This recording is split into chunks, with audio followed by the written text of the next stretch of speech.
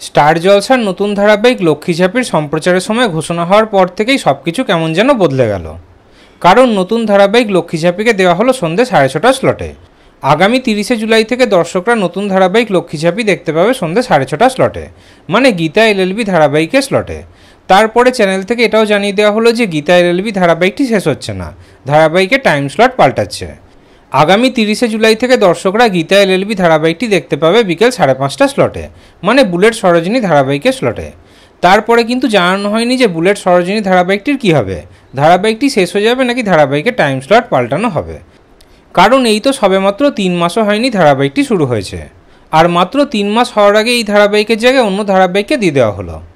দর্শকরা বলছে যে এটা কিন্তু একদমই ঠিক হয়নি। তারপরে আমরা সবাই ভাবছিলাম যে হয়তো বুলেট সরোজিনী ধারাবাহিকের টাইম স্লট পাল্টানো হবে, রাতের দিকে অথবা আরও বিকেলের দিকে ধারাবাহিকটিকে পাঠানো হবে। কিন্তু খবর নিয়ে জানতে পেরেছি যে বুলেট সরোজিনী ধারাবাহিকটিকে নাকি শেষ করে দেওয়া হবে, আর নাকি বুলেট সরোজিনী ধারাবাহিকটিকে চ্যানেল চালাতে চাইছে না। সম্ভবত 29শে জুলাই শেষ হয়ে যাবে বুলেট সরোজিনী ধারাবাহিকটি। এখনও অবধি তো এমন খবরই পাওয়া গেছে। তবে আগামী দিনে যদি বুলেট সরোজিনী ধারাবাহিকটিকে শেষ না করে অন্য কোনো স্লটে পাঠানো হয়, তাহলে সেই বিষয়ে আপনাদেরকে জানিয়ে দেওয়া হবে। যদি অন্য কোনো স্লটে পাঠানোও হয় তাহলে কিন্তু 1-2 সপ্তাহের জন্য পাঠানো হবে। ফাইনাল খবর এখনও অবধি যা পাওয়া গেছে সেই অনুযায়ী ধারাবাহিকটি এর মধ্যেই শেষ হয়ে যাবে। তাহলে দিয়া বসু এবং অভিষেক বীর শর্মার বুলেট সরোজিনী ধারাবাহিকটিকে আপনারা কতটা মিস করবেন কমেন্টে অবশ্যই জানাবেন।